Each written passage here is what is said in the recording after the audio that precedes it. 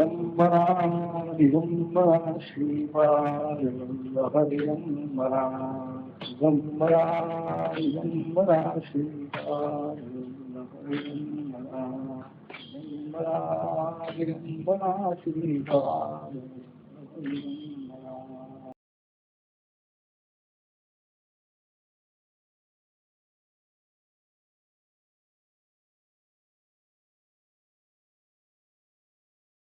या काय 40 काय पुढं नाही काय पत्तये भूयस्तमेव प्रत्यपद्यत. शंकरांच्या तृतीय नेत्रातून अग्नी बाहेर पडला आणि त्यांना त्रास देणारा समोर असलेला मदन जळून गेलेला आहे. त्याला शरीर मिळायला पाहिजे. तो काम रुक्मिणीच्या गर्भातून जन्माला आलेला आहे. त्याला शरीर मिळाले. प्रद्युम्न त्या नावाने तो प्रसिद्ध झाला. तो मुलगा जन्माला येण्याबरोबर नारदाने शंभरासुराला सांगितलं, रुक्मिणीला झालेला मुलगा तुझा शत्रू आहे, तुला मारणार आहे. तो शंभरासुर आला. गुप्त वेशाने आणखी त्या अंतःपुरामध्ये जाऊन त्या मुलाला उचलून घेऊन गेला आणि समुद्रामध्ये त्याने टाकून दिलं. एक मत्स्य वर आलेला होता, त्याच्या मुखामध्ये तो मुलगा पडला. कोळ्याने काही मत्स्य धरण्याकरता जाळी पसरलेली होती, त्या जाळ्यामध्ये तो मत्स्य सापडला. मोठा मासा आहे. आपल्या स्वामीला हा नजराणा देऊया म्हणून त्या कोळ्याने तो मत्स्य मोठा राजेसाहेबांना नजराणा म्हणून गेला. त्याने स्वयंपाक घराकडे तो मासा पाठवला पाक करण्याकरता. शंभरासुराच्या आणखी स्वयंपाक घराची सगळी व्यवस्था पाहण्याकरता मदनाची स्त्री रतीही राहिली. आपल्या पतीला शरीर केव्हा मिळताय याची वाट पाहती आहे. तो मत्स्य आलेला आहे. शस्त्राने त्याला चिरल्याबरोबर आतून तो मुलगा, सुंदर अशा प्रकारचा मुलगा बाहेर पडला. रतीनं पाहिलेला आहे. नारद ऋषी येऊन पोहोचले. नारदाने सांगितलं, रती हा तुझा पती आहे, मदन आहे, जन्माला आलेला आहे. शंभरासुराने टाकलं होतं या समुद्रात, हा तुझ्या जवळ आता येऊन पोहोचलेला आहे. त्या असुराला समजणार नाही अशा रीतीनं याचं पालन पोषण कर. मोठा झाल्यानंतर याला सर्व युद्धविद्या सगळी विद्या शिकी आणि याच्याकडून शंभरासुराचा नाश करून याला घेऊन तू द्वारकेमध्ये जा. आई बापांची भेट व्हायची. निघून गेलेला.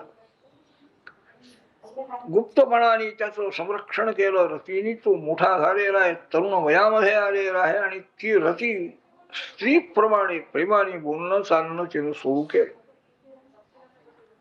तो म्हणतो आहे, प्रद्युम्न तू माझं रक्षण केलंस म्हणाले, आणखी स्त्रीप्रमाणे वागतेस, मातृस्थानी तू आहेस.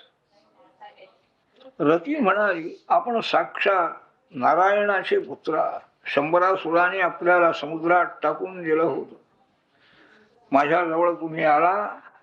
माझे पती आपण, मी रती आहे, आपण मदन आहात.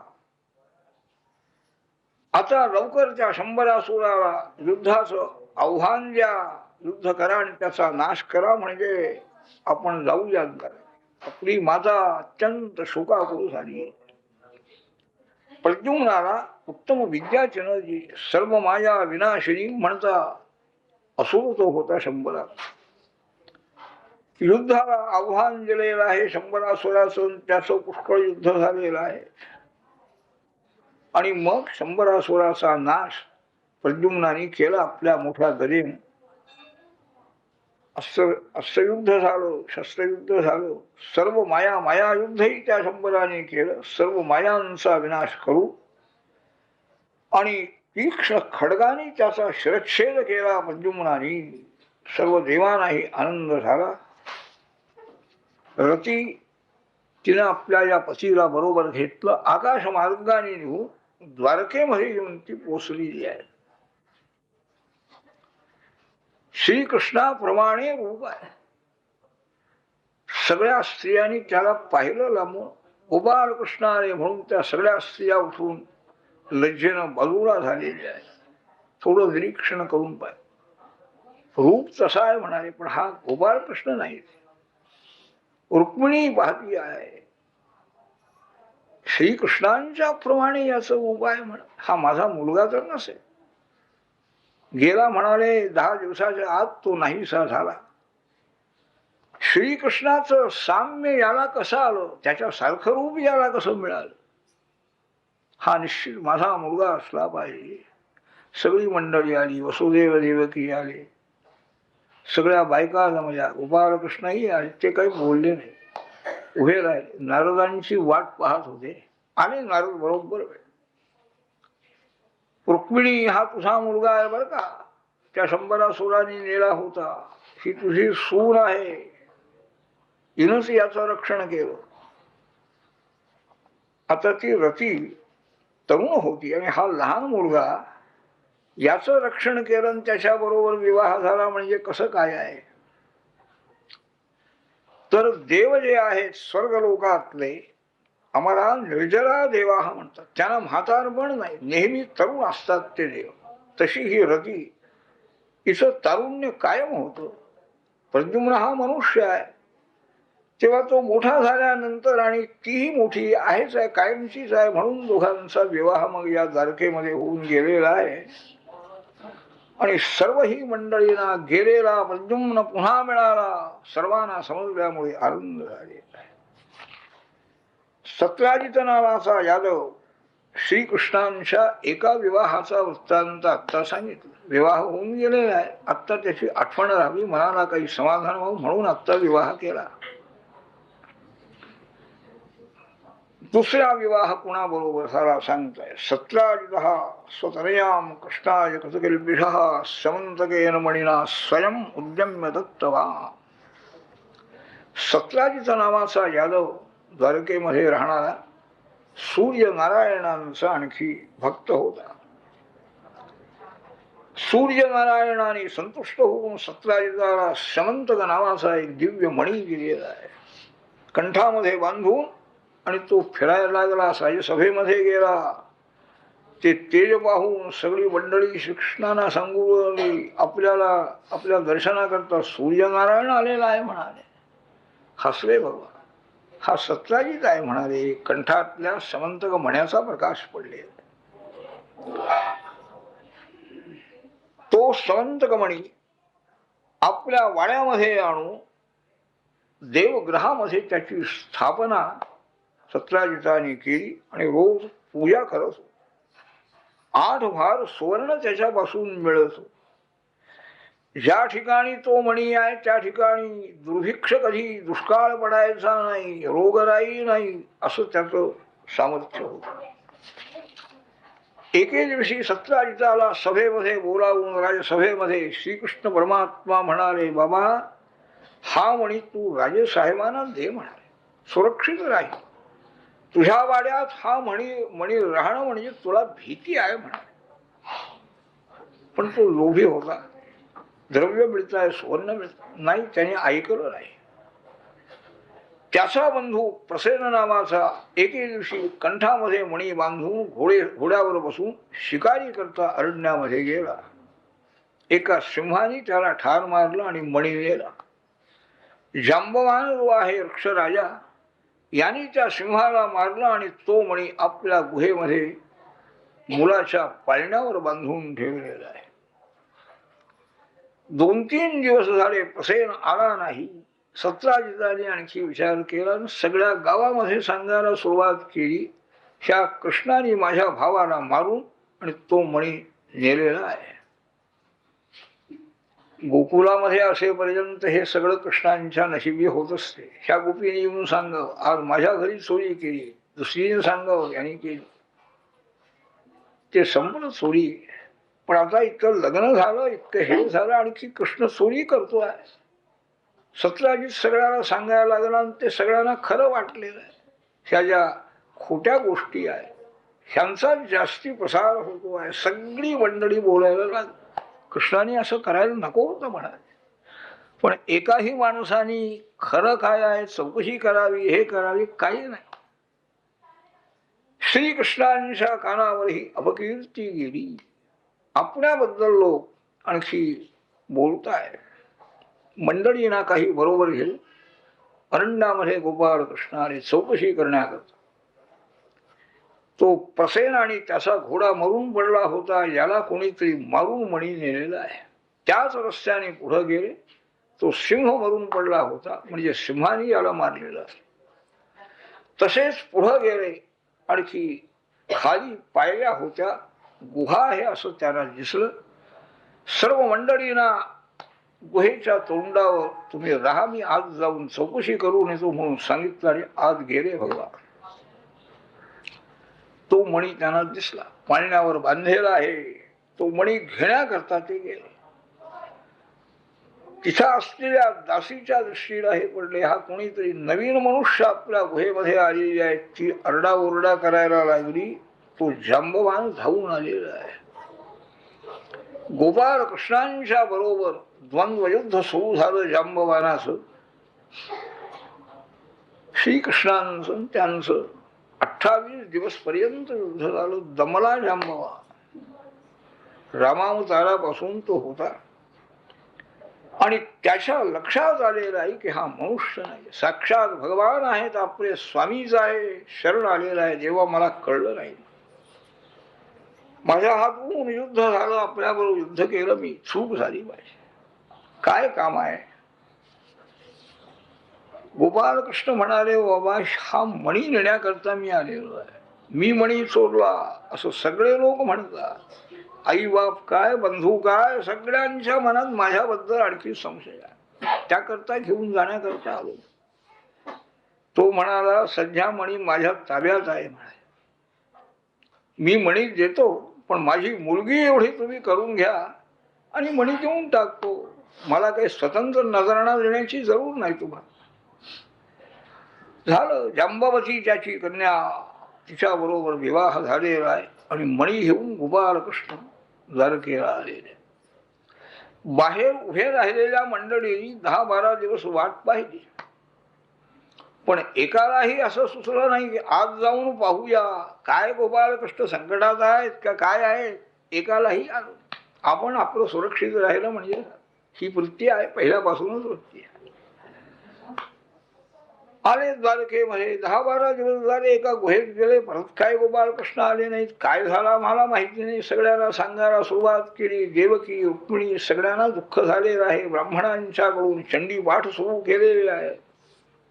28व्या दिवशी आपल्या पत्नीला बरोबर घेऊन गोपाळ कृष्ण द्वारकेमध्ये आलेले आहेत.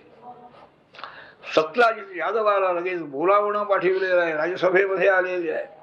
तो मणी त्या ठिकाणी ठेवला होता चौरंगावर. हा तुमचा मणी आहे, कसा मिळाला, कुठं मिळाला, तुम्हाला साक्षीदार पाहिजे असले तर आहे म्हणाले. ती जांबवतीच होती. नाही, मुकाट्याने मणी तुमचा मणी घेऊन जावा म्हणाले. आणखी सगळ्या लोकांना हे समजलं. सत्राजितानेच उगीच म्हणाले ही यंदा केली आपण. त्याला सांगितलं हा मणी आम्हाला नको आहे. त्यांनी विचार केला, एकटी मुलगी आलाय म्हणाय,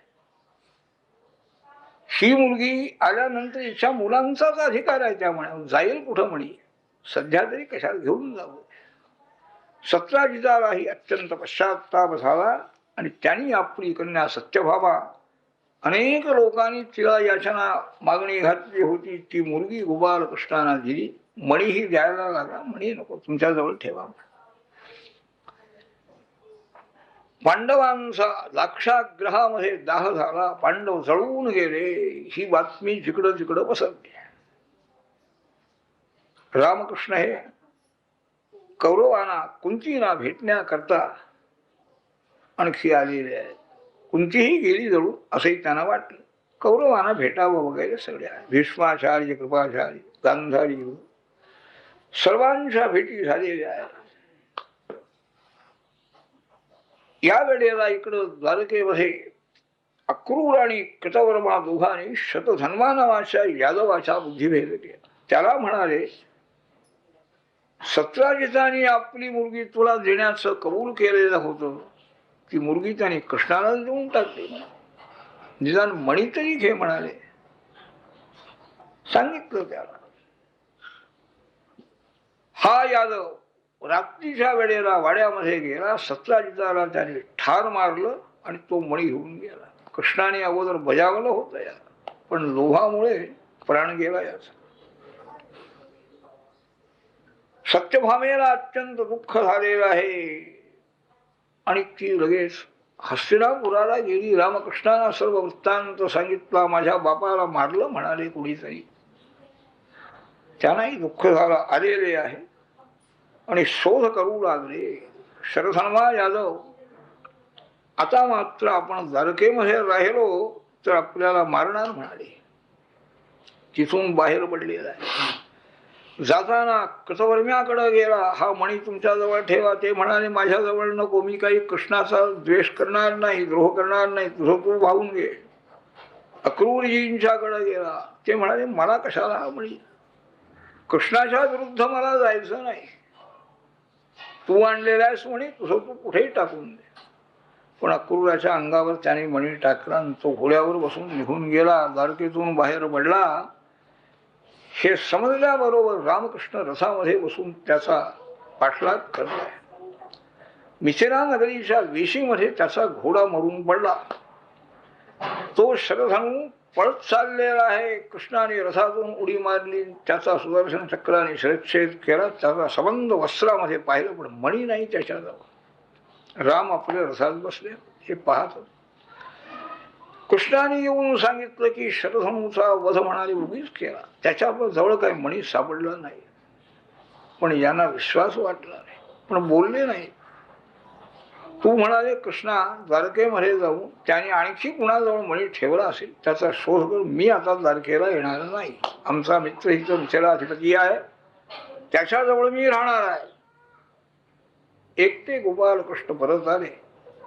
राम हे त्या ठिकाणी मिथिला नगरीमध्ये राहिलेले आहे. त्यावेळेला दुर्योधन त्यांच्या जवळ येऊन राहिला आणि त्यांनी गदा युद्धाचं उत्तम शिक्षण बलरामजींच्यापासून घेतलेलं आहे. भीमापेक्षा तो आणि गदा युद्धामध्ये अत्यंत निष्णात झालेला आहे, तयार झालेला आहे. इकडे यांनी येऊन चौकशी केली. अक्रूरजींच्या जवळ मणी आहे हे त्यांना समजलं. अक्रूरजींना बोलावलं त्यांनी सभेमध्ये. ते जाताना हाच प्रश्न निघणार म्हणाले, मणी घेऊन आणखी गेले. आल्याबरोबर या या अक्रूरजी, बरेच दिवसांनी तुमची भेट झाली आणि पहिलं प्रश्न आहे मणी तुमच्याजवळ आहे काय विचारलं नाही.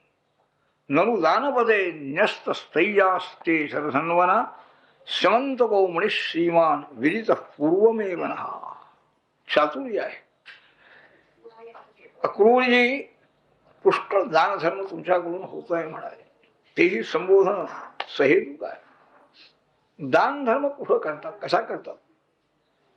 तुमच्याजवळ त्या शरधनुनी हा मणी ठेवलेला आहे हे आम्हाला पूर्वीच समजलेलं आहे. सत्राजिताला एकच मुलगी आहे, बाकी मुलगा बिलगा काही नाही. त्या मुलीची जी मुलं आहे त्यांचा या मण्यावर अधिकार आहे की नाही? त्या मुलांना मिळाला पाहिजे हा मणी, पण आम्हाला नको म्हणे. तो मणी बाळगणं म्हणजे फार कठीण आहे. तो पसेन मेला, त्याचा भाऊ सत्राजित मेला, तो शरधन्वा मेला म्हणाले या मण्यामुळे. तुमच्याजवळ तो मणी राहिला आहे ते बरं आहे, कारण तुम्ही लोभी नाही, हा एक गुण आहे क्रूरी. अनेक ब्राह्मण मंडळी आमच्याकडे येतात आणि आम्हाला सांगतात की अक्रूरजींनी मोठा यज्ञ केला आणि कितीतरी सुवर्ण आम्हाला दिलेलं आहे. हे सोनं कुठलं मिळतं तुम्हाला? मण्यापासूनच ना. कबूल केलं अक्रूर. मी नको म्हणत होतो म्हणाले. त्यांनी माझ्या अंगावर टाकला वणीतून. असू दे म्हणाले, पण तुमच्याजवळ ठेवा, एकदा दाखवा म्हणाले सगळ्या लोकांना. घरातली सगळी बायका पुरुष हे आमचे बंधू राष्ट्र तिकडे जाऊन बसलेले आहे. मला काही कळत नाही काय म्हणाले. माझा मित्र आहे मिथिलाधिपती, मला तिथं राहायचं आहे म्हणजे या करता मी मणी ठेवलेला अशी सगळ्यांची समजूता एकदा दाखवा. माझे हे आरोप अपकीर्ती माझी दूर करा. काय संसारात मी पडलो म्हणाले. त्याने आणला सौदा म्हणे. होय म्हणाले, असा असा मणी मिळाला, हे सगळे यज्ञयाग चाललेले आहेत, तुम्ही करा यज्ञयाग, अवश्य घ्या, तुमच्याजवळच मणी ठेवा, दान धर्म करत चला म्हणा, सर्वांना दाखविलेला आहे. आणि ही अपकीर्ती आपली सर्व लोकांमध्ये झालेली भगवंतानी दूर केली. संसारी व्हायचं तर हे प्रयत्न माझा असा पाहिजे, शेवटपर्यंत अपकीर्ती सुद्धा दूर केली. सगळं सहन करायचं असं नाही आहे. हे श्रवंत म्हण्याचं आख्यान आचार्य सांगतायत, जो श्रवण करतो श्रद्धेनं त्याची अपकीर्ती दूर होती. त्याच्यावर जर चोरीचा आळ आलेला असेल तर तो दूर, खरोखर चोरी केली असेल तर दूर होणार नाही. ह्या श्रवणाने दुष्कीर्तिम दुरितम अपोष्यया दिशांती.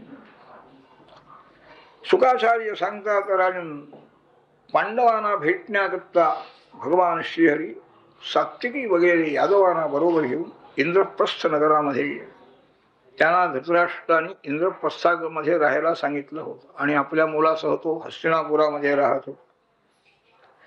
आनंद झाला पांडवांना, प्रेमाने आणखी सगळ्यांच्या भेटी झालेल्या आहेत. द्रौपदीचं नुकतंच लग्न झालेलं होतं, तिनेही येऊन भगवंताला नमस्कार केलेला आहे. सात्विकीची पूजा अर्चा सत्कार सर्व पांडवांनी केलेला. कुंतीच्या जवळ जाऊन भगवान श्रीहरीने वंदन केले, कुशल प्रश्न वगैरे केले. सूनबाई वगैरे सगळ्यात चांगल्या आहेत ना हेही विचारले असत.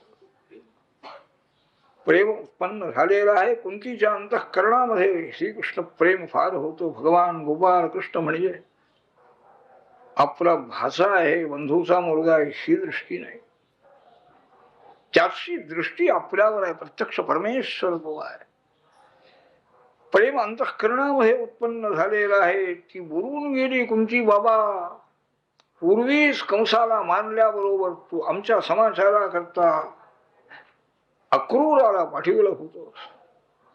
त्यावेळेलाच माझ्या मनाचं पूर्ण समाधान झालेलं आहे की आम्हाला आधार आहे जगामध्ये, कोणीतरी आम्हाला आमची विचारपूस करणारा कोणी आहे.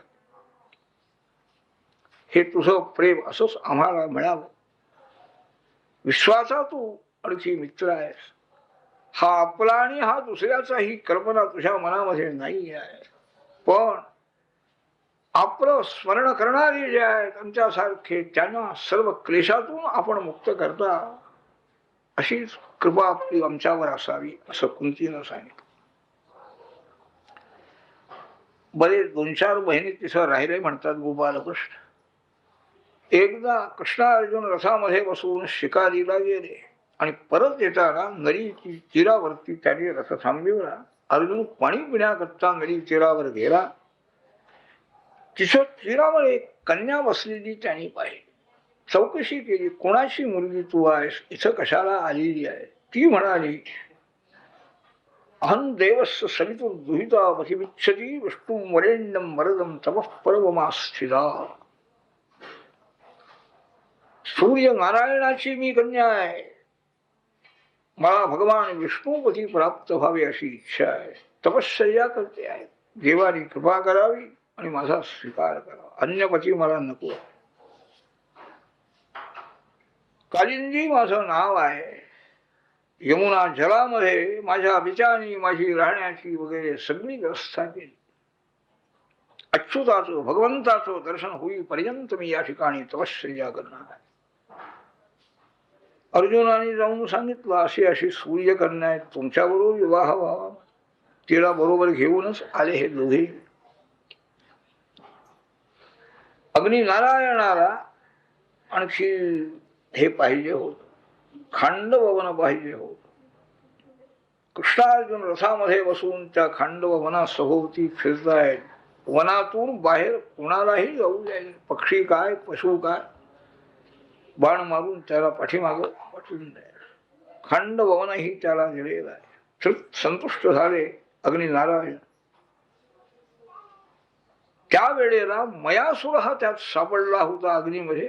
कृष्णांच्या सांगण्याप्रमाणे अर्जुनाने त्याला जीवदान दिलं, सोडून दिलं, अग्नीमध्ये टाकलं नाही. त्याने आणखी पांडवांचा उपकार जाणून आणखी पांडवांना एक मोठी मयसभा बांधून दिली. मोठा शिल्पकार तो होता. अग्निनारायणानेही त्यांनीही संतुष्ट होऊन अग्नी त्या अर्जुनाला श्वेत अश्व दिलेले आहे, रथाला अक्षय्य बाणाने भरलेले असे हाते दिले, धनुष्य एक दिव्य दिलेलं आहे,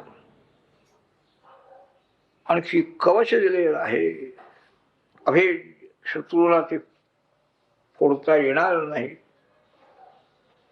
नंतर सात्यकी वगैरे यादवासह भगवान द्वारकेला प्राप्त झाले आणि उत्तम मुहूर्तावर सूर्यकन्या कालिंदी बरोबर त्यांचा विवाह, रुक्मिणी, जांबवती, सत्यभामा आणि कालिंदी 4 स्त्रिया झाल्या. पुढं अवंती देशाचे अधिपती दुर्योधनाच्या पक्षाचे होते, त्यांची जी बहीण आहे कृष्णावर प्रेम करणारी मित्रविंदा नावाची, श्रीकृष्णाने रुक्मिणीप्रमाणे तिचंही हरण केलेलं आहे, सर्व राजांचा पराजय करून. नग्नजित नावाचा कोसळ देशाचा राजा, त्याची कन्या सत्या नावाची होती. अनेक राजे लोक आलेले आहेत, पण त्यांच्या बरोबर तिचा विवाह होऊ शकला नाही, त्याचा पण मोठा निराळा होता. 7 मोठे बैल सोडले होते मोकळे, त्या सर्वांना बांधून ठेवणारा जो राजपुत्र पराक्रमी असेल त्यालाही मुलगी द्यायची असं त्या राजाने ठरवलं. गोपाळ कृष्ण त्याच्या राजधानीमध्ये आलेले आहे, त्या राजाने त्यांचा सत्कार केला, पूजा केली.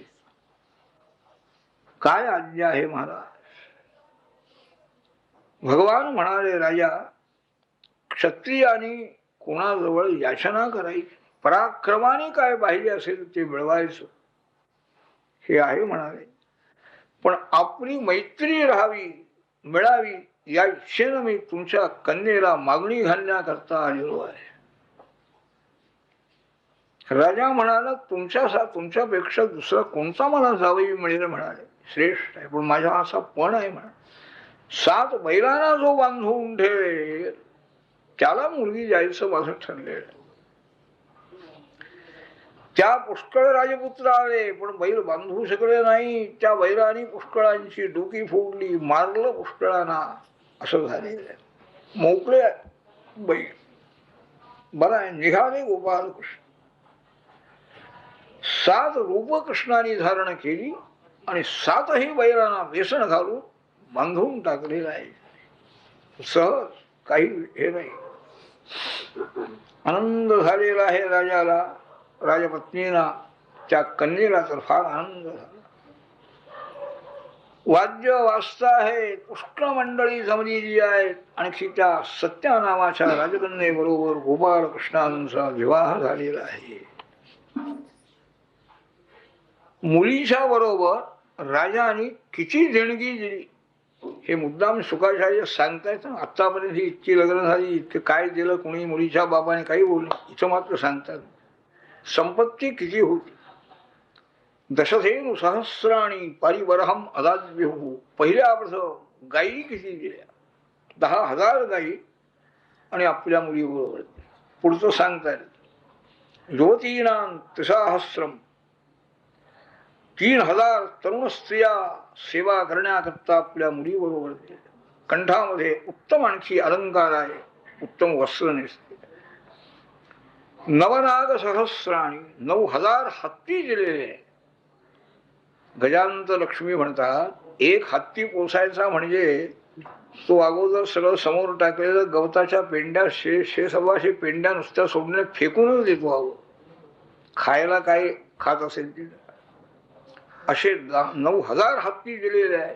म्हणजे घरातले असलेले सगळे तरी असा अर्थ नाही, कितीतरी हत्ती असले पाहिजेत त्याला. जावयाला काय सर्व घर द्यायचं नाही. पुढं काही संख्या सांगितली. नागात शतगुणांग रथा, 9,000 गुणिले 100, 9 लाख झाले, इतके रथ दिले. रथात शतगुणान अश्वान, 9 लाख रथ, याच्या 100 पट अश्व आहेत. रथ दिल्यानंतर अश्व द्यायलाच पाहिजे.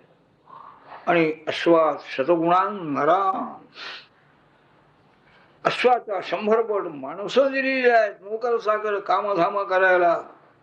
म्हणजे धान्य त्या वेळेला भारतवर्षामध्ये किती असेल. एक विवाह झाल्यानंतर तिच्या घरची इतकी माणसं, इतके नोकर साकर, इतके सगळे पशु वगैरे सगळे इतके आणायचे. म्हणजे द्वारकेमध्ये सुद्धा किती समृद्धी असे. दोघे पती पत्नी रथामध्ये बसून निघालेले आहेत. पुष्कळ सैन्य बरोबर आहे.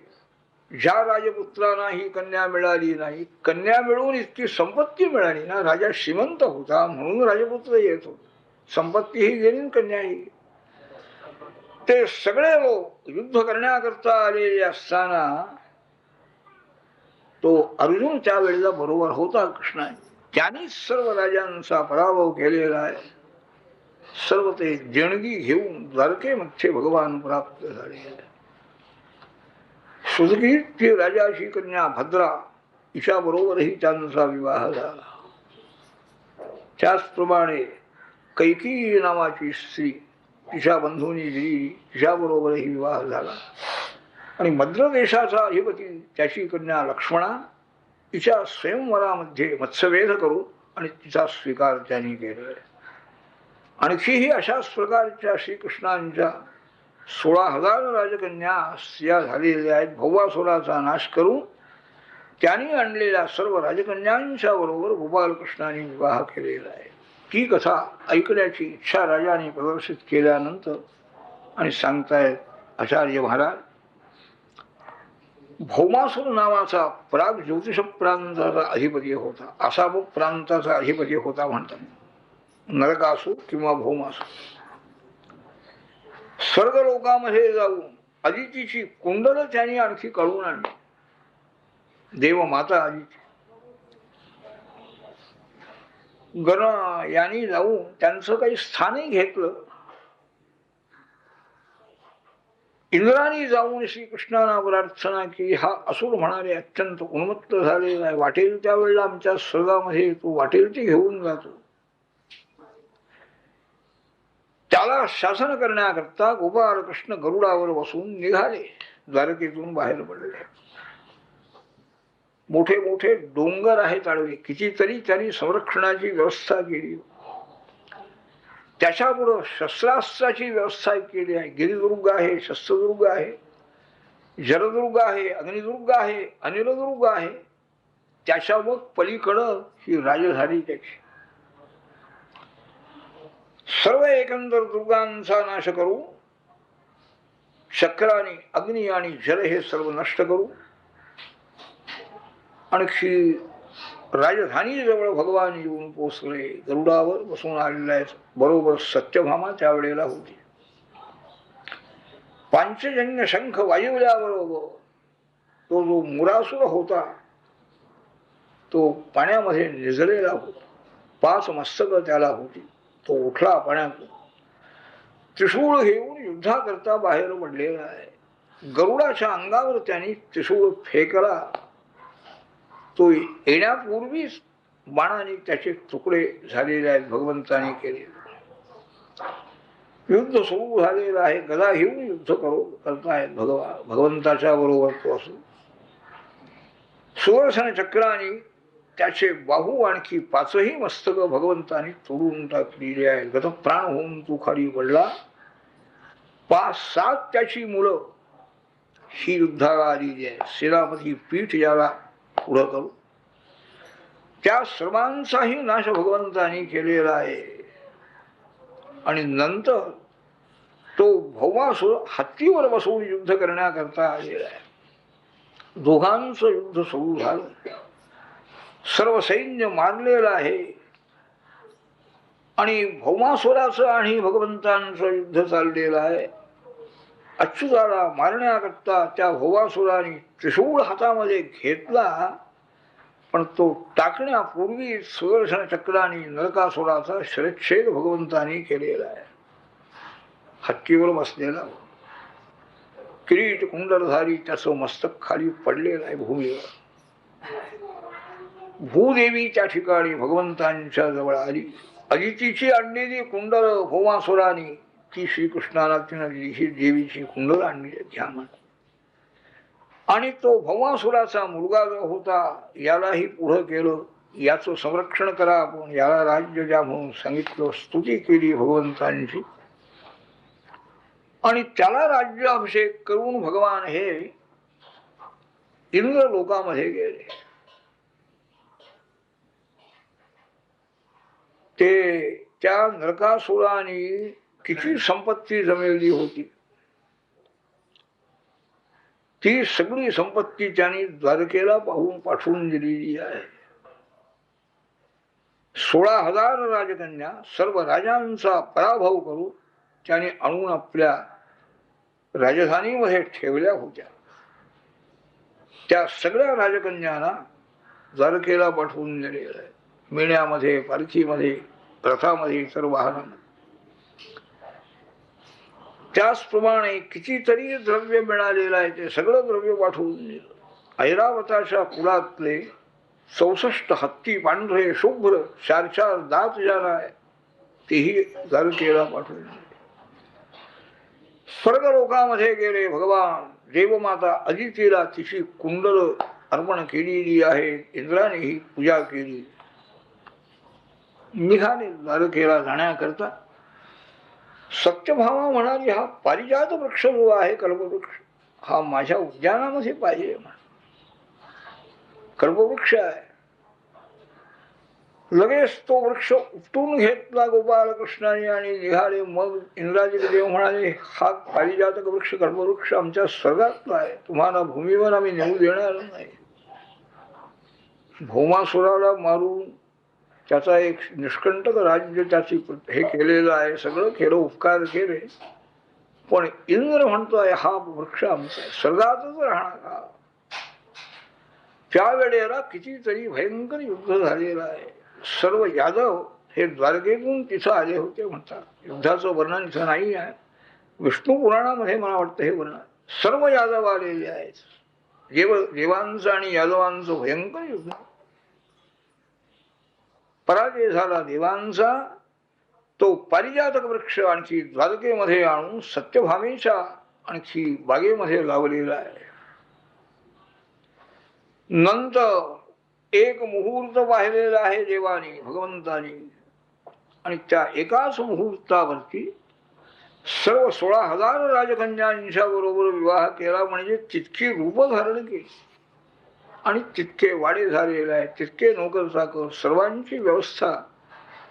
आणि हा एवढा मोठा गृहस्थाश्रम सुरू झालेला आहे. साक्षात लक्ष्मीपती ज्यांना पती मिळाले अशा त्या सर्व राजकन्या. परंतु भगवंतांची कृपा आपल्यावर अखंड राहावी, त्यांचं प्रेम राहावं या उद्देशाने स्वतः सर्व सेवा देवाची त्यांनी करावी. आल्याबरोबर उठून उभं राहावं, त्यांना बसायला आसन द्यावं, पाय धुवावे त्यांचे, वारा घालावा.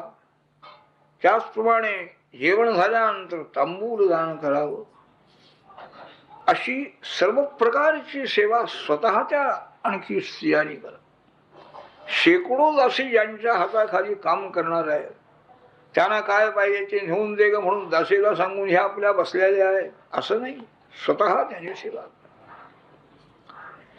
हा एवढा गृहस्थाश्रम कसा चालला होता ऐकण्याची इच्छा होती राजाला. एक गृहस्थाश्रम रुक्मिणीचा त्याची कथा त्यांनी सांगितली, त्यावरून बाकीचे समजून घ्या. कधीच सुखमासीनम स्वतरवस्थन जगद्गुरुं पतिं पर्यचरत भैष्मी व्यजनेन सखी जनै. दुपारचं भोजन झालेलं आहे. रुक्मिणीच्या वाड्यामध्ये भगवान आहेत, प्रत्येक वाड्यामध्ये आहे. पर्यंकावरती आणखी विश्रांती घेण्याकरता पडलेली आहे. रुक्मिणी देवी आपल्या मैत्रिणीच्या हातातून पंखा घेतला, तिने वारा घाल उभी राहिली. सहज लिलीनं ज्याने हे विश्व संपूर्ण ज्याने उत्पन्न केलं, पालन करतो आणखी पुन्हा उपसंहार करतो, तोच परमात्मा आपल्या सर्व मर्यादा सुरक्षित ठेवण्याकरता या ठिकाणी जन्माला आलेला आहे. या बुद्धीनं आणखी ती लक्ष्मी म्हणजे ती आपली रुक्मिणी विचार करती आहे. आणखी काय झालं कोणाला ठाऊक. तिची परीक्षा पाहिजे होती म्हणा, तिचा गर्व दूर करण्याचा होता. पडल्या पडल्या आणखी भगवान श्रीकृष्ण परमात्मा त्यांनी बोलायला आरंभ केले. साक्षात लक्ष्मी देवी ती आहे. राजपुत्री इप्सिला भूपैर लोकबाळ होई. काय राजकन्ये एकदम हाक मारली पडल्या पडल्या. ही दसकली राजकन्ये म्हणताय का. काय होणार आहे कोणाला ठाऊक. आता काय बोलणार आहे. तुझ्या विवाहाच्या वेळेला किती राजे लोक तुझ्या इच्छेनं आले होते म्हणाले. तुझ्याबरोबर विवाह करावा अशी श्रीमंत राजे लोके, पुष्कळ राज्य वगैरे जाणार, ते मोठे मोठे राजे लोक तुझ्या इच्छेनं आलेले असताना तुझ्या बंधूंचीही संमती होती, आई बाबांची संमती होती. कस्मान वर्षे समान सर्व राजे लोकांचा तिरस्कार करून आमच्या बरोबर तू विवाह का केलास. आता विवाह झाला, मुलं झाली आणि आज याने हे काढलेलं आहे. का विवाह केलास. आमची योग्यता तुझी योग्यता बरोबरीची नाही बाई. ह्या सगळ्या राजांची भीती आम्हाला वाटती म्हणून आम्ही समुद्रात जाऊन येऊन राहिलो म्हणाले. सगळे बलवान राजे आमचा द्वेष करताय. आम्हाला राज्य नाही. काय आम्ही कसे वागतो काय वागतो हेही लोकांना पसंत नाही. आमचं वागणं पसंत नाही आहे. लोकमार्ग सोडून आम्ही वाटेल तसं वागतो. आमच्या नादाला लागणाऱ्या स्त्रिया कधीही सुखी होणार नाही हे तुला कळलं नाही काय म्हणाले. निष्किंचना वयम शश्वन निष्किंचन जनप्रिया तस्मात प्रायेण नाही आढ्या माम भजन्ति सुमध्यमे. राजकन्ये आम्ही अकिंचन आहोत. काही आमच्याजवळ संपत्ती वगैरे नाही. आणि असे अकिंचन जे लोक आहेत त्यांनाच मी आवडतो म्हणाले. श्रीमंत लोक माझ्याकडे कधी येत नाही. सारखं समान धन तरी पाहिजे. वर आणि वधू यांचं सारखं जर धन असेल, ऐश्वर्य असेल तर दोघांचा विवाह योग्य ठरतो. तू काहीही विचार केला नाहीस, अविचाराने काय पत्र काय मला पाठवलंस, त्या ब्राह्मणाला काय पाठवून दिलंस. आणखी ज्याच्याजवळ काहीही गुण नाही, संपत्ती नाही, घरदार नाही, राज्य नाही, माझ्याबरोबर विवाह करून बसलीस. एवढं बोलून तरी थांबायला पाहिजे की नको. पुढं आणखी जास्त. अथात्मनोनुरूपम वै भजस्व क्षत्रिय ऋषभम येन त्वम् आशिष सज्जा ह्या मुक्तजलम. तुला जर इच्छा असेल, कोणत्या तरी राजावर प्रेम जर तुझा असेल तर जा तिकडे. माझी काय हरकत नाही म्हणा. तुझी इच्छा पूर्ण, तुझ्या मनाला समाधान मिळेल.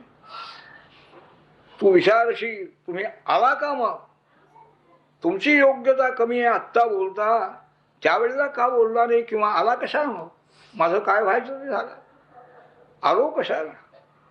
हे सगळे ही शिशुपाल जरासंध दंतभक्त हे सगळे राजे माझा द्वेष करतात म्हणे. ते सगळे एका ठिकाणी जमले होते. सगळ्यांचा आणखी गर्व मला दूर करायचा होता, त्याकरता मी आलेलो आहे. त्यामुळे त्यांच्या देखत तुला हरण करून मी आणलं. याचा अर्थ त्यांच्या पराक्रमाचा आणखी भंग मला करायचा. उदासीना वयन्नूनम नश्चपत्यार्थ कामवा. आम्हाला या संसार सुखाची इच्छाच नाही.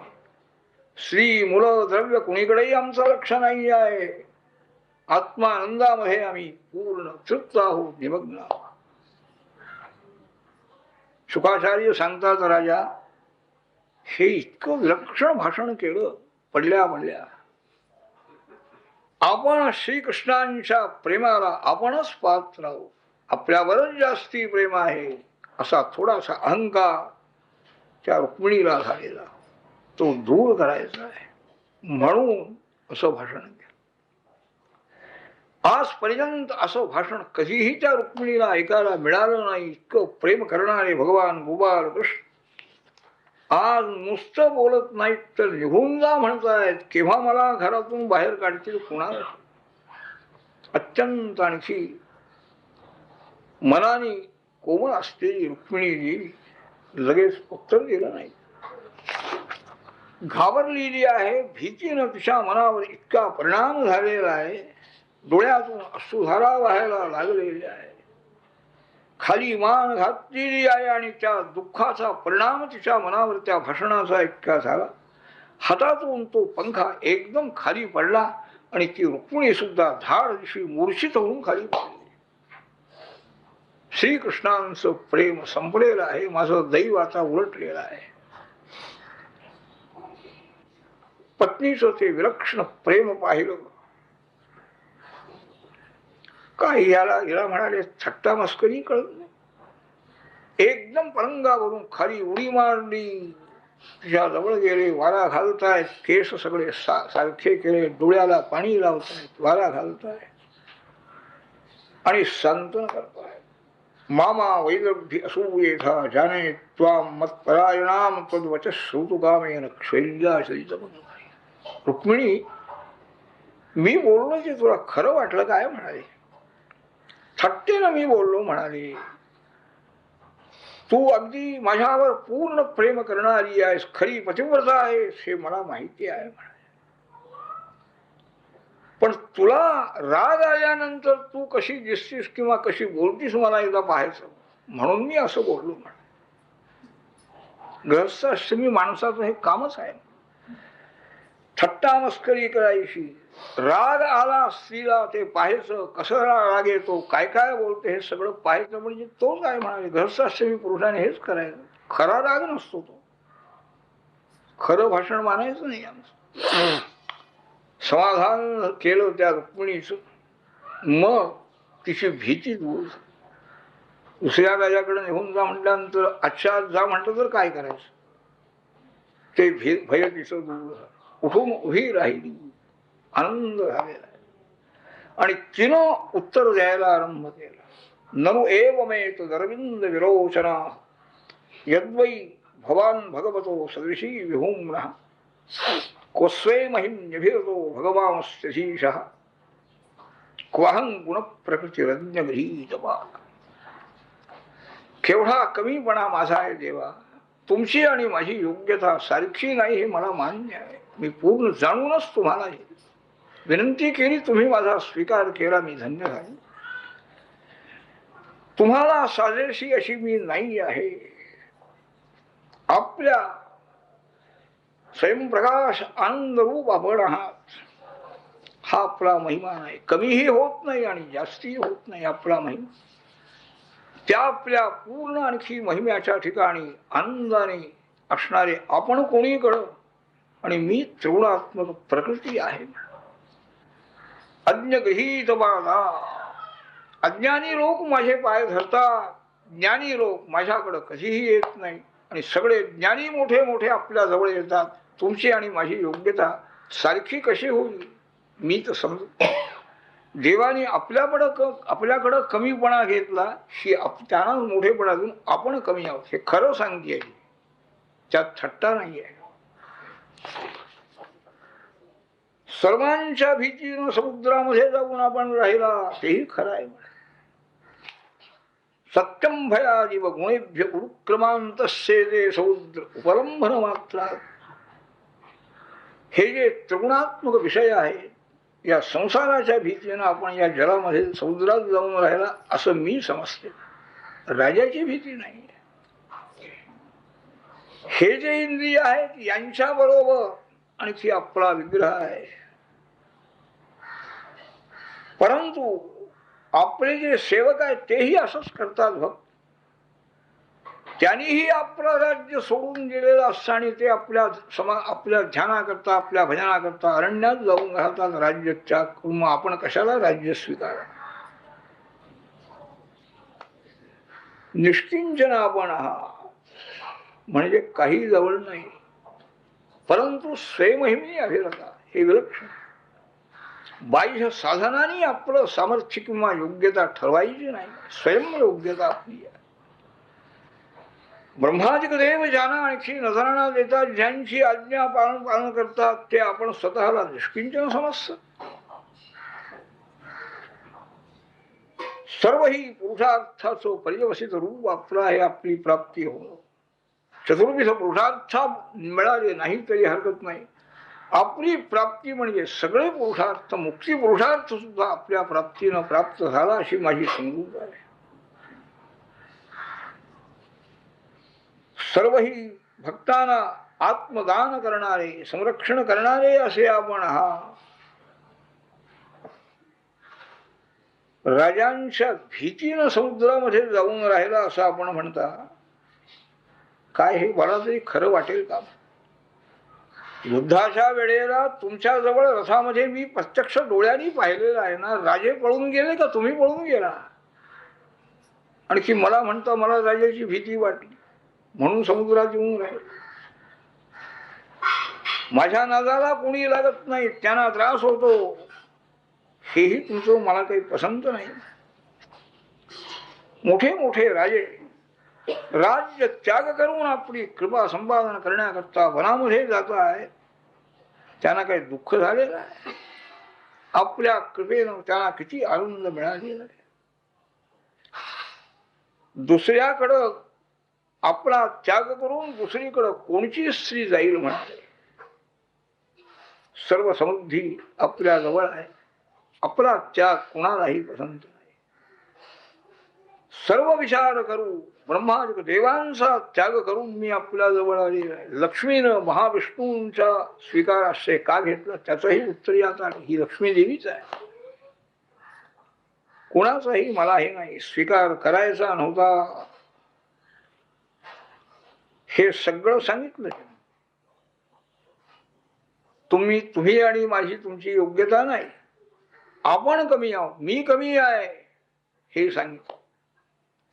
शेवटचं भाषण हे काय सोपतं काय? कोणी दुसऱ्याने ऐकलं असतं, त्या दासी सखी मैत्रिणी तिथं होत्यास, त्यांनी ऐकलं असं. तुला जर तुझं कोणावर प्रेम असेल तर निघून जा तू असं म्हणाले. हे बोलणं कसं आहे? तेही बोलणं योग्य आहे, ती सांगते आहे.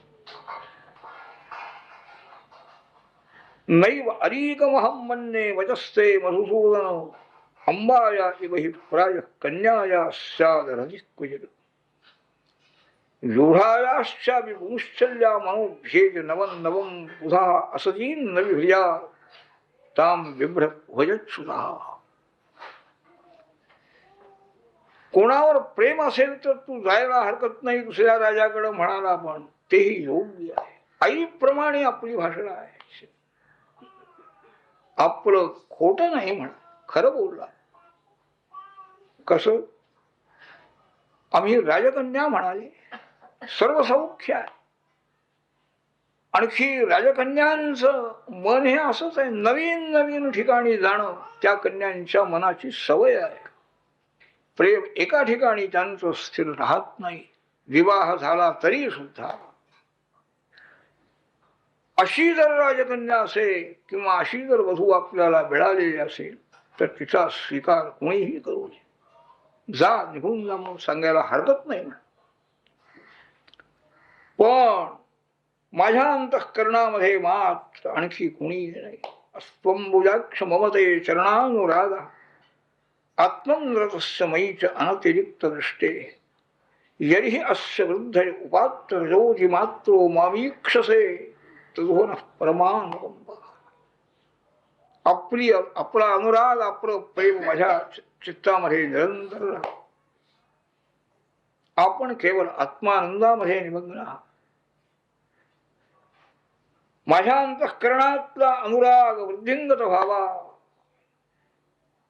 याकरता जर कृपादृष्टी तुमची माझ्यावरती झाली, हीच मी अनुकंपा आपली दया समजून आणखी आनंदाने राहील. तुम्ही जे जे बोललेला आहात ते सगळं योग्य आहे असं रुक्मिणीनं सांगितलं. भगवान सांगतात, साध्वी एतत् श्रोतु कामयस्त्वं राजपुत्री परमभिता. तुझ्या मुखातून मला हे सगळं ऐकायचं होतं म्हणाले. माझं म्हणणं सगळंच तू खोडून काढलंस. मी कमीपणा घेतला तो मोठेपणाच तू दाखविलास म्हणाले. मी शेवटी बोललो अत्यंत निंज, पण तेही योग्यच तू ठरलेलं आहेस. राजकन्यांच्याकडे आपल्याकडेच तू दोष घेत. जी जी इच्छा तुला आहे ती सगळी इच्छा पूर्ण होईल म्हणाले. अकाम भक्त तू आहेस. पतीचं प्रेम तू मिळवलेलं आहेस. पातिव्रत्य आहे. इतका मी तुला आणखी टोचून बोललो, रागाने बोललो, तरी सुद्धा माझ्या ठिकाणी तुझ्या अंतःकरणातलं प्रेम थोडंही कमी झालेलं नाही. माझ्या जवळ येऊ आणखी कोणीच्याही ऐश्वर्याची इच्छा नाही, मुक्तीची सुद्धा, मोक्षाची सुद्धा इच्छा त्या भक्तांना होत नाहीये. माझ्याबद्दलचा अनुराग तुझ्या चित्तामध्ये अत्यंत दृढ आहे, मला माहिती आहे. तुझ्यासारखी प्रेमशील गृहिणी मला दुसरी दिसत नाही म्हणाले. काय माझ्या प्रेमामध्ये अंतराय येऊ नये म्हणून आरंभाला सर्व राजे लोकांना तिरस्कार करून आणि मला तू एका ब्राह्मणाबरोबर पत्र पाठवले. दुसरी गोष्ट, तुझा भाऊ लढाई करण्याकरता आला असताना तुझ्या देखत त्याचे केस कापून त्याला आम्ही रथाला बांधून ठेवलेला आहे, त्याचा अपमान केलेला आहे. अनिरुद्धाच्या विवाहाच्या वेळेला बलरामाने तुझ्या भावाला ठार मारलेला आहे. पण दुःखम समुत्थ मसहा अस्मदयोग वीच्या नैवाब्रवी किमपि तेन वयंजिता असते. रुक्मिणी, तुझ्या भावाला ठार मारलं माझ्या बंधूनी, त्याला मी रथाला बांधून ठेवलं. हे सगळं तू डोळ्याने पाहून सुद्धा इतकं दुःख तू सगळं सहन केलंस. आमचा वियोग होऊ नये, आमच्या जवळ राहायला भाव सापडावं हे लक्षात असू आणून विरुद्ध एक चकार शब्द तू तोंडातून काढलेला नाही. ही तुझी सहनशीलता पाहून आम्हाला तू जिंकलेला आहेस. अभिनंदन केलं देवाने. शुकाचार्य सांगतात, राजा प्रत्येक वाड्यामध्ये याप्रमाणे स्त्रियांच्या बरोबर आणखी हे सगळं बोलणं चालणं चालू आहे. एका ठिकाणचं रुक्मिणीच्या वाड्यामध्ये घडलेली वृत्तांत जेवढा शुकाचार्य महाराजांनी सांगितलेलं. सगळ्या वाड्यातलं काय काय झालं कृष्णचरित्र कितीतरी अद्याप अज्ञात आहे. व्यासाने किती लिहायचं. दुसऱ्या वाड्यामध्ये मार्गदर्शन आहे. नाही अवतार घेऊन नुसतं बाहेरच्या लोकांनाच वळण लावायचं, घरातही वळण लावायचं आहे. रुक्मिणीला झालेला अहंकार त्यांच्या दृष्टीला पडलेला आहे, तो दूर करण्याकरता हे बोललं. तरी रुक्मिणीला राग आलेला नाही. तिचं प्रेम पातिव्रत्य हे दृढ ठरलेलं आहे आणि कबुली गेलेली आहे भगवंताने. याप्रमाणे पुढं संसार कसा कसा झाला, आणखी काय काय गेला झाला हे शुकाचार्य महाराज सांगणार. काही नवाचाम सकलम परस्मै नारायणाय श्रीकृष्ण हरे मुरारी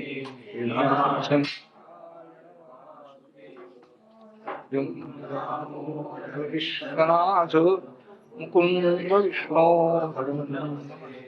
श्रीकृष्ण गोविंद हरे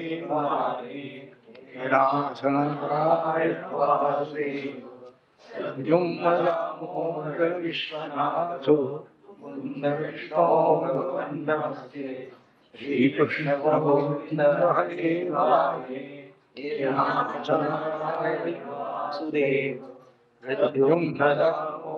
विश्वनाथ नमस्ते गोपाल कृष्ण भगवान की जय.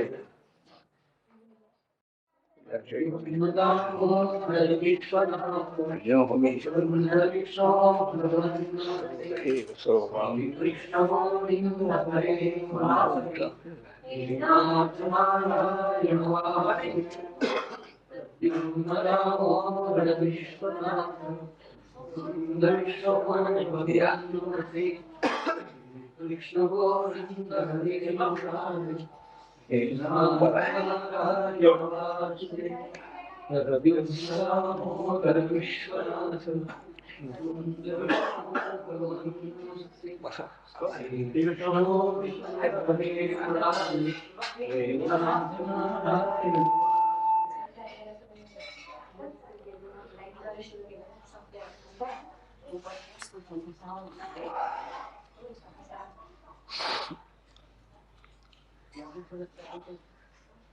योऽन्तः प्रविश्य मम वाचमिमां प्रसुप्तां सञ्जीवयत्यखिलशक्तिधरस्वधाम्ना अन्यांश्च हस्तचरणश्रवणत्वगादीन् प्राणान् नमो भगवते पुरुषाय मूकं करोति वाचालं लङ्घयते गिरिं यत्कृपातमहं वन्दे परमानन्दमाधवम् आपदामपहर्तारं दातारं सर्वसम्पदां लोकाभिरामं श्रीरामं भूयो भूयो नमाम्यहम् यत्र यत्र रघुनाथकीर्तनं तत्र तत्र प्रथमस्तदाञ्जलिं बाष्पवारि परिपूर्णलोचनं मारुतिन्नमकराक्षसान्तकम् पुस्तकजपवटहस्ते वरदाभयचन्द्रचारुबाहुरते कर्पूरामरदेहे वागीश्वरि योगया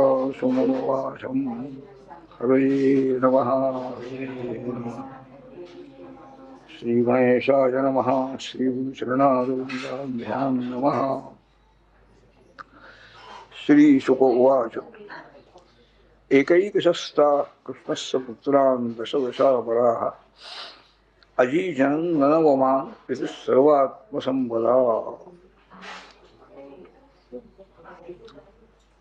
सुकाचार्य महाराज सांगतात राजा 16,008 स्त्रिया भगवान कृष्णांच्या आहेत. प्रत्येक स्त्रीपासून त्यांना 10 मुलं झाली. तिच्याप्रमाणे रूप आहे, शौर्य आहे, बुद्धी अगदी तिच्याप्रमाणे झाली. सर्वही त्या स्त्रिया सर्व प्रकारची अनुकूलता आहे आणि सेवा करतात भगवंतांची. 8 ज्या स्त्रिया अष्टमहिषी त्यांची मुलं, त्या मुलांचं नाव वगैरे सांगितली. मुख्य रुक्मिणीचा पुत्र जो प्रद्युम्न आहे हा अगदी तिच्याप्रमाणे सर्व गुणसंपन्न आहे. त्यांची मुलं, नातू, पणतू कितीतरी आणखी यादवांचा वंश हा फार अगदी वाढलेला आहे. प्रद्युम्नाचा मुलगा अनिरुद्ध याला त्या रुक्मिणी आपली नात दिलेली आहे. राजा म्हणाला तो तर कृष्णाचा द्वेष करणारा आणि त्यांनी आपली मुलगी दिली कशी कृष्णाच्या नातू आला. पुढं म्हणाले त्याच्या मनातला द्वेष दूर झाला आणि बहीण आहे आपली, बहिणीच्या प्रेमामुळे त्यांनी आपली नात दिली. भोजकट नावाचा नगर नवीन तयार करून तो तिथं राहिला होता. आपल्या मूळच्या नगरात तो गेला नाही. प्रतिज्ञा केली होती त्यांनी, कृष्णाचा पराभव करून माझी बहीण मी परत आणीन आणि जर शक्य झालं नाही तर मी नगरात पाऊल ठेवणार नाही. त्या प्रतिज्ञेप्रमाणे मग त्या रणांगणावरच नवीन नगर केलं त्यांनी निर्माण, भोजकट नावाचं. तिथंच तो राहिला.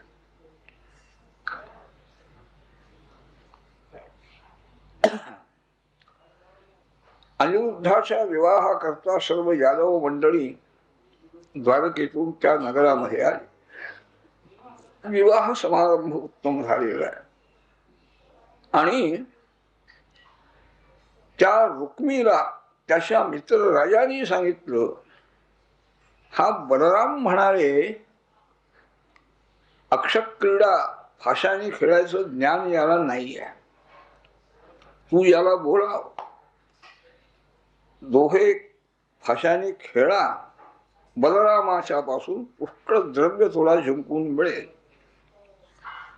झालं. दोघांचं ते दूत सुरू झालं. रुक्मिणीनं पुष्कळ द्रव्याच्या बलरामाना जिंकून घेतलेला आहे. तो कलिंग देशाचा राजा रुक्मीचा मित्र. बलरामजींचा पराभव झाला की त्याने हसावं, उपहास करावा. बलरामही हट्टाला पेटले आणि त्याने एकदा पुष्कळ द्रव्य पणाला लावलं. त्या खेळामध्ये बलराम विजयी झाले, पण हा रुक्मी आणि त्याचे मित्र त्यांनी आरडाओरडा केला, रुक्मीला हे द्रव्य मिळालं पाहिजे, बलरामांचा पराजय झालेला आहे. आकाशवाणी झाली की बलरामांचा जय झालेला आहे, पण त्या रुक्मीनं काही ऐकलं नाही. तो त्यांना बोलला, तुम्ही म्हणाले गवळीलो, तुम्हाला ह्या अक्षर क्रीडेचं ज्ञान असणार कसलं म्हणाले. राजे आमच्यासारखे हेच अक्षर क्रीडा करतील, आणखी युद्ध आम्हीच करावं म्हणेल, तुम्हाला काहीही ज्ञान नाही. रागावले बलराम आणि त्याने लगेच त्या रुक्मीला ठार मारलं. पळून जायला लागले बाकीचे राजे. त्यांनाही पुष्कळांना आणखी राजाने बलरामाने कुणाला जखमा झाल्या, डोकी फुटली, पळून गेले राजे. प्रत्यक्ष आपला मेव्हणा आणि आपल्या भावाने मारलो त्याला. कुणाला बोलायचं, तो शत्रूच होता. मी द्वेष करणारा मारलं, बरं झालं, शत्रू गेला आपला, असं बोलावं तर रुक्मिणीला राग येणार आणि बलरामजींना विचारावं, माझ्या भावाला तुम्ही मारलं, त्यांना राग येणार. हे उठले आपले कृष्ण भगवान, सारथ्याला रथ आणायला सांगितला आणि रथामध्ये बसू द्वारकेला निघून गेले. कोणालाही बोलायला नको म्हणाले. मागाहून ही सगळी मंडळी, वऱ्हाड वगैरे सगळं द्वारकेला आलेलं. राजाने एक प्रश्न विचारला, महाराज, अनिरुद्धाचा विवाह बाणासुराची कन्या उषा तिच्या बरोबर झाला, त्यावेळेला श्रीकृष्ण आणखी शंकर भगवान यांचं मोठं युद्ध झालं असं मी ऐकलंय म्हणाले. ते चरित्र आपण सांगा. शुकाचार्य म्हणतात, राजन, बाण हा पुत्र शतज्येष्ठो बले रासीन महात्मा. हा बलिराजा जो होऊन गेला, वामनाला ज्यांनी भूमिदान केलेलं आहे त्या बलिराजाचा हा बाणासुर ज्येष्ठ पुत्र आहे. शिवभक्त होता, मोठा उदार होता, बुद्धिमान होता, सत्य बोलणारा होता. असुर जरी असला तरी शोणितपुरामध्ये तो राज्य करतो आहे. शंकरांचा पूर्ण कृपा प्रसाद त्याच्यावर असल्यामुळे देव सुद्धा आणखी नम्रपणाने वागत होते. कोणत्याही वेळेला 1000 हात त्याला उत्पन्न होत होते शंकरांच्या वरामुळे. तांडव नृत्य शंकर करीत असताना त्याने उत्तम प्रकारे मृदंग वादन करून शंकरांना अत्यंत संतोष दिलेला आहे. वर गेला त्याची कला पाहून शंकराने एके दिवशी बाणासुर शंकरांच्या दर्शनाकरता आला, नमस्कार केला, आणखी प्रार्थना करतो, देवा मला तुम्ही 1000 हात कशा करता दिले म्हणाले. भार झालाय मला. त्रैलोक्यामध्ये माझ्या बरोबर युद्ध करायला कोणीही तयार नाही, सगळ्यांना भीती वाटती म्हणा. तुम्ही तेवढे समर्थ दिसता, मला माझ्या बरोबर युद्ध करू शकाल. म्हणजे आपल्या उपास्य देवाला युद्धाचं आव्हान यांनी केलं. रागावले शंकर, फार उन्मत्त झालास म्हणाले. लवकरच तुला भेटेल म्हणाले एक वीर पुरुष आणि तुझा गर्व दूर करील. परत आला बाणासूर. बाणासुराची कन्या उषा नावाची एक मोठं राजवाडा होता. त्या वाड्यामध्ये ही राजकन्या बाणासुराची उषा, तिच्या मैत्रिणी, सगळी मंडळी राहत होती. बाहेर पहारा होता. आज कोणालाही पुरुषाला जाऊ देत नव्हते. बाणासुराची कन्या उषा हिची एक मैत्रीण होती. बाणासुराचा मंत्री, त्याची कन्या चित्रलेखा नावाची, म्हणजे चित्रकलेमध्ये अत्यंत निष्णात होती आणि मोठी योगिनी होती. योगाभ्यासही तिचा पुष्कळ झालेला होता. रात्रीच्या वेळेला ही उषा एकदम एके दिवशी झोपेतून जागी झाली आणि रडायला लागली. तिची मैत्रीण ही चित्रलेखाजवळ होती. तिनं विचारलं, काय झालं, रडतीस का? ती म्हणाली, मला आत्ता एका सुंदर पुरुषाचं दर्शन झालं स्वप्नामध्ये आणि तो एकदम दिसेनासा झाला, नाहीसा झाला, म्हणून मी आणखी दुःख करते.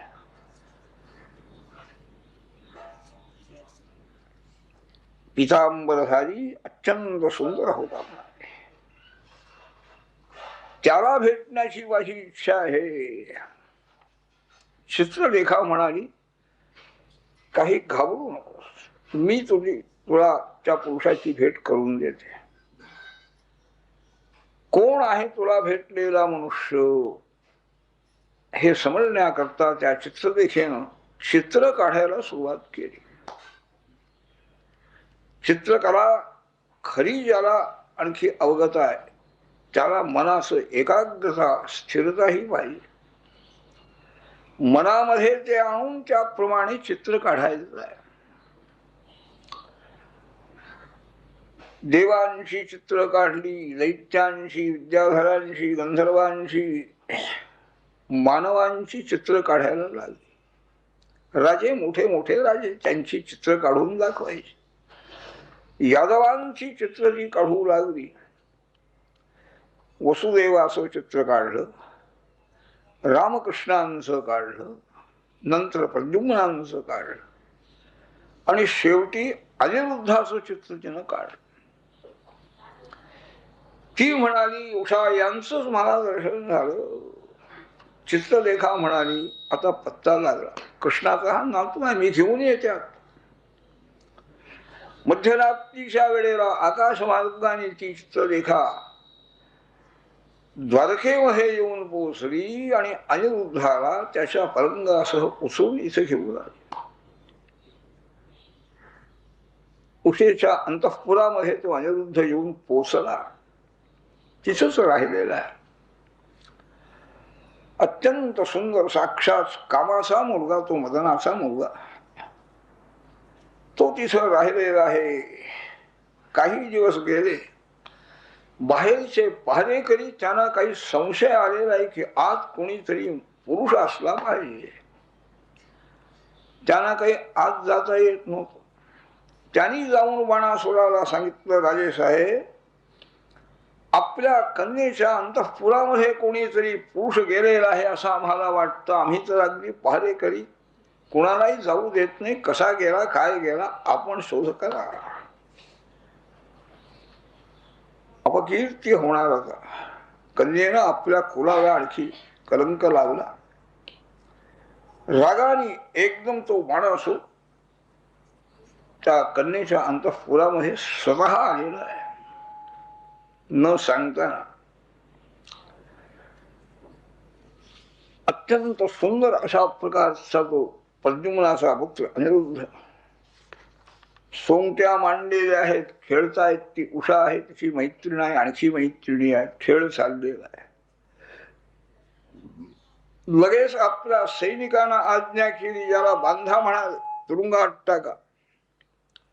तोही उठलेला आहे. अनिरुद्धही मोठा पराक्रमी आहे.